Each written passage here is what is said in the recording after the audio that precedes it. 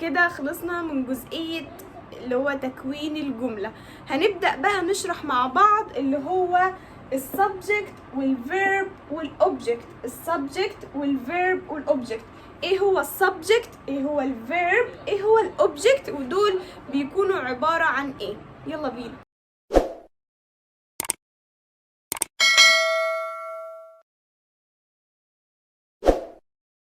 دلوقتي هنبدأ نشرح مع بعض ايه هو السبجكت. ايه هو السبجكت؟ السبجكت ده اللي هو الفاعل. السبجكت ده اللي هو الفاعل. الفاعل ده بيجي في اول الجملة. يبقى السبجكت اللي هو الفاعل يأتي في اول الجملة. يبقى السبجكت ده بيجي في اول الجملة، تمام؟ يعني بيكون رقم واحد في الجملة. طب هو ايه السبجكت ده؟ السبجكت ده بيقول لي ممكن يكون noun، ممكن يكون noun او يكون pronoun. noun او pronoun، noun او pronoun، noun او pronoun. يعني ايه noun ويعني ايه pronoun؟ noun يعني اسم، يعني السبجكت ده ممكن يكون عبارة عن اسم، تمام؟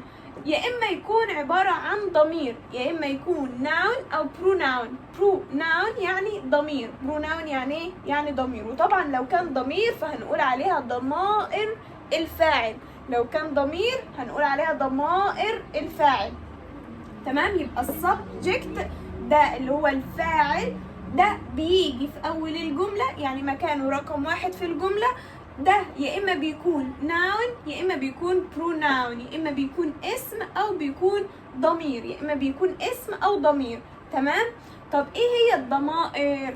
الضمائر عندنا I he she it. I he she it. we you they. we you they. I he she it. we you they. I دي معناها أنا. he معناها هو. she معناها هي. it دي لغير العاقل. عندنا we دي معناها نحن. you معناها أنت أو أنت أو أنتما. عندي they معناها هم أو هن، هم أو هن. يبقى أنا عندي I he she it we you they. دول ضمائر الفاعل اللي هم ممكن يحلوا محل الفاعل، تمام؟ تمام. نيجي بقى ناخد هنا مثالين عشان نوضح بس. عندي هناخد مثالين. أول مثال لما أقول مثلا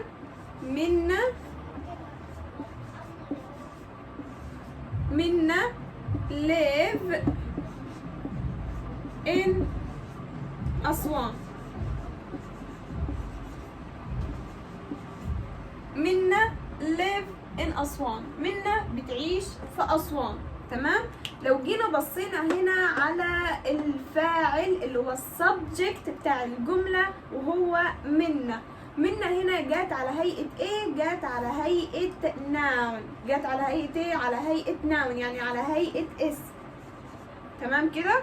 لو جينا خدنا مثال تاني، لو عايزين نعوض مكان منا دي بضمير عشان نغير الجملة ونخلي الفاعل فيها على هيئة pronoun، على هيئة ضمير يعني، فهنعمل ايه؟ هنحط مكان منا ضمير. هنقول ايه؟ she live in أسوان. she live in أسوان يعني هي بتعيش في أسوان. شفتوا الفرق ما بين هنا ان منا هنا السبجكت اللي هو بتاع الجملة كان عبارة عن noun، لكن هنا جلبناه خليناه ايه؟ خليناه pronoun، خليناه ضمير. خلينا هنا السبجكت عبارة عن ضمير في الجملة دي، وكان هو الضمير مين؟ شي، عشان هنا منا ايه؟ منا بنت. ده بالنسبة للجزئية بتاعة السبجكت. هندخل على الجزئية بتاعة الفيرب وبعد كده الأوبجكت. دلوقتي هنشرح مع بعض ايه هو الفيرب. الفيرب ده اللي هو الفعل. يبقى ايه هو الفيرب؟ الفيرب اللي هو الفعل. الفيرب ده في منه نوعين. الفيرب في منه كام نوع؟ 2. اول نوع هو السيمبل، وتاني نوع اللي هو الكومباوند. سيمبل وكومباوند. سيمبل كومباوند. يعني ايه سيمبل؟ يعني عندي فيرب بسيط. فيرب ايه؟ فيرب بسيط. سيمبل يعني بسيط. طب يعني ايه بسيط برضو؟ بسيط يعني شكل واحد لايه؟ للفعل. يبقى السيمبل يعني شكل واحد، يعني الفعل بيكون ليه شكل واحد، سواء الشكل الواحد ده بيبقى في المصدر، بيبقى في الماضي، بيبقى في المضارع، ايا كان، بس المهم ان هو بيبقى شكل واحد في الايه؟ للفعل. تمام؟ يبقى الفيرب في منه نوعين، في منه سيمبل وفي منه كومباوند. سيمبل وكومباوند. سيمبل وكومباوند. كومباوند يعني فعل معقد او مركب، ممكن نقول عليه معقد او ايه؟ او مركب. يعني ايه مركب او معقد؟ معقد او مركب بيقول يعني ما بيتكونش من فعل واحد. يعني الفعل ده هيكون فعل اساسي ومعاه فعل تاني. فعل اساسي ومعاه فعل ايه؟ فعل تاني. طب زي ايه الفعل التاني ده؟ بيقول لي اما بيكون فعل مساعد زائد فعل اساسي، تمام، او بيكون فعل ناقص زائد فعل اساسي. يبقى اما بيكون فعل مساعد زائد فعل اساسي او فعل ناقص زائد فعل اساسي. تمام؟ يبقى انا عندي الفيرب في منه نوعين، في منه البسيط وفي منه المركب او المعقد. البسيط ده بيبقى شكل واحد للفعل، اما عندي المعقد او المركب ده اللي هو الكومباوند بيبقى عبارة عن نوعين من الفعل. فعل مساعد زائد فعل اساسي او فعل ناقص زائد فعل اساسي. فعل ناقص زائد فعل ايه؟ اساسي. تمام؟ طب ناخد امثله كده عشان نوضح اكتر. هنا اول مثال معايا بيقول لي I like English. I like English يعني انا بحب الانجليش. تمام؟ لو جينا بصينا على الفيرب اللي هو الفعل، ادي الفعل اهو. الفعل ده معقد ولا فعل بسيط؟ هل هو فعل مركب ولا فعل بسيط؟ لا، الفعل اللي هنا ده فعل بسيط. طب ليه فعل بسيط؟ فعل ايه؟ فعل بسيط. طب ليه فعل بسيط؟ عشان هو عبارة عن شكل واحد للفعل، مفيش معاه فعل تاني. تمام؟ يعني I like English. like ده فعل واحد. like ده فعل ايه؟ فعل واحد. تمام؟ فعشان كده الفعل هنا ايه؟ simple يعني فعل بسيط. لو جينا للجملة اللي بعد كده بتقول I am reading a book now. I am reading a book now. I am reading a book now. ادي عندي ده الفاعل اللي هو I، عندي I am reading كلها على بعض دي الفعل. هنا الفعل ده فعل compound، فعل معقد او فعل مركب. طب ليه قلنا عليه كده؟ عشان هو بيتكون من فعل مساعد اللي هو am، والفعل الاساسي اللي هو reading. تمام؟ يبقى am reading. I'm reading a book now. فعندي هنا am reading الفعل كله كده ده فعل ايه؟ فعل مركب عشان بيتكون من فعلين، فعل مساعد وفعل ايه؟ اساسي. لو جينا للجمله اللي بعد كده بتقولي I'll go to أسوان tomorrow. I'll go to أسوان tomorrow. I'll go to أسوان tomorrow. تمام؟ فعندي I'll will دي وجو على بعض كده هي الفعل. طب دي فعل مركب ولا فعل بسيط؟ لا، فعل مركب اللي هو فعل كومباوند معقد يعني. تمام؟ طب ليه فعل مركب؟ عشان يتكون من will اللي هي فعل ناقص وجو اللي هو الفعل الاساسي. احنا فيما بعد في الكورس بتاعنا هناخد الافعال المساعده والافعال الناقصه، وهنعرف ايه هي الافعال المساعده وايه هي الافعال الناقصه. في الحصه الجايه باذن الله هنعرف اللي هي الافعال المساعده، هتبقى الحصه الجايه كلها هنشرح فيها الافعال المساعده بس، تمام. والافعال الناقصه هتقابلنا فيما بعد لان ليها قاعده لوحديها، تمام. ده بالنسبه لمين؟ للفيرب. يبقى الفيرب في منه السمبل وفي منه الكومباوند، في منه السمبل اللي هو البسيط اللي بيبقى عباره عن شكل واحد بس للفيرب، زي هنا I like English. هنا like ده الشكل واحد للفيرب. لو جينا للنوع الثاني اللي هو الفعل اللي هو الكومباوند اللي هو المركب، ده بيبقى عباره عن فعلين مركبين، زي فعل مساعد زائد فعل اساسي او فعل ناقص زائد فعل اساسي، زي الجملتين دول I am reading a book now و I'll go to Aswan tomorrow. تمام. ده بالنسبة للفيرب. هندخل دلوقتي على الاوبجكت، والاوبجكت عندنا اللي هو المفعول. دلوقتي احنا هندخل مع بعض على الاوبجكت. الاوبجكت ده اللي هو المفعول. الاوبجكت ده اللي هو ايه؟ المفعول، اللي هو بيبقى رقم 3 في الجملة، تمام. الاوبجكت اوبجكت. الاوبجكت ده قلنا هو زي السبجكت بالظبط، يا اما بيكون noun او بيكون pronoun، يا اما بيكون noun او pronoun، يا اما بيكون اسم او بيكون ضمير، يا اما بيكون اسم او ضمير. يبقى انا عندي المفعول، تمام، يا اما بيكون اسم يا اما بيكون ضمير. طب ايه هي ضمائر المفعول؟ عندنا في السبجكت اللي هو الفاعل كان عندنا حاجة اسمها ضمائر الفاعل، هنا برضو هيكون عندنا حاجة اسمها ضمائر المفعول. ضمائر ايه؟ ضمائر المفعول اللي هي البروناون، تمام. يبقى الاوبجكت يا اما بيكون ناون او بروناون. ناون يعني اسم، اي حاجة بتحيط بينا وليها اسم دي ايه؟ بتبقى ناون، بتبقى اسم، تمام كده. البروناون اللي هي ضمائر المفعول عندنا me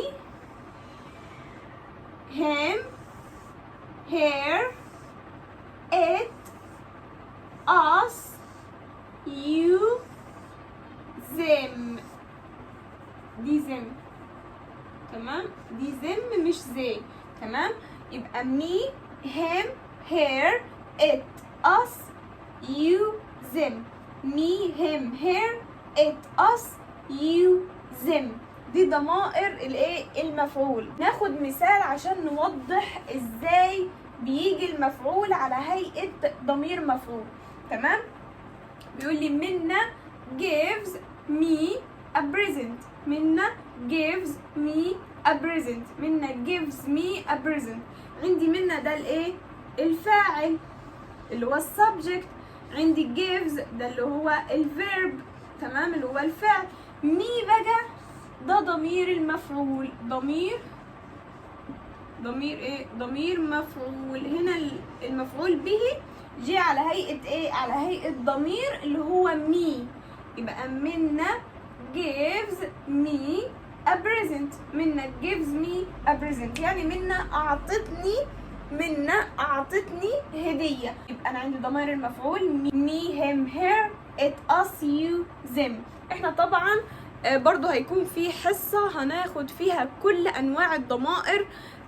عندنا ضمائر فاعل، عندنا ضمائر مفعول، عندنا صفات ملكية، ضمائر ملكية، وعندنا ضمائر منعكسة. كل الحاجات دي هناخدها في حصة لوحديها، ولكن انا دلوقتي بشرح اجزاء معينة فلازم اوضح لك ايه هي الضمائر بتاعت المفعول، ايه هي ضمائر الفاعل. عشان كده كتبت لك هنا ضمائر المفعول وكتبت لك قبليها ضمائر الفاعل، فعشان لما نيجي نشرح بعد كده الضمائر عموما تبقى عارف احنا بنتكلم على ايه. هي ضمائر الفاعل بتيجي في اول الجملة، مكانها في اول الجملة. ضمائر المفعول مكانها بعد الفعل او حرف الجر. بعد الفعل او حرف الجر، يعني لو لاحظنا هنا ان انا عندي ضمائر المفعول دي مكانها بعد الفعل او حرف الجر. لو لاحظنا هنا في الجملة دي بقول منا gives me a present. منا gives me a present، فعندي gives ده اللي هو الفعل gives ده اللي هو ايه الفعل، فبالتالي ضمير المفعول جه بعد الفعل، وممكن يجي كمان بعد حرف الجر. تمام. ده بالنسبه لايه؟ بالنسبه لتكوين الجمله. احنا كده خلصنا تكوين الجمله، لان احنا اخدنا السبجكت، اخدنا الفيرب، اخدنا الاوبجكت. تمام. فبالتالي كده احنا خلصنا تكوين الجمله، لكن عايزاكم تركزوا على كل حاجه اخدناها النهارده في الحصه بتاعت النهارده، وتكتبوها بخط ايديكم، وتعرفوا التعبيرات، يعني الناون، بروناون، الاوبجكت، السبجكت، الفيرب، الكلام ده كله عايزاكم تكتبوه بايديكم مره واثنين وثلاثه عشان تاخدوه وتنطقوه كذا مره.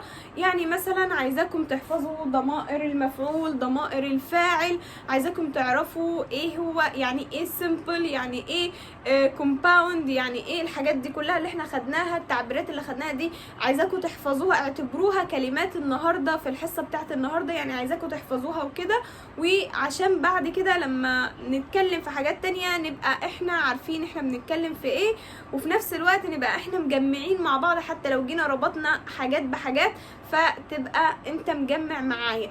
فأي حاجة خدتها النهاردة حرفيا في الحصة بتاعت النهاردة كأساسيات وبدايات لازم تكون عارفها وحافظها كتعبيرات وككلمات، وفاهمها كفهم. تمام. لو فهمت مني بقى اتمنى ان انت تكتب لي كومنت حلو عشان يفرحني وعشان يشجعني ان انا اكمل معاكم. لو ما فهمتش برضو، لو في اي حاجة شايف ان انا شرحتها مش بطريقة كويسة برضو اكتب لي، وممكن نصلحها سوا مع بعض، مش هنخسر حاجة.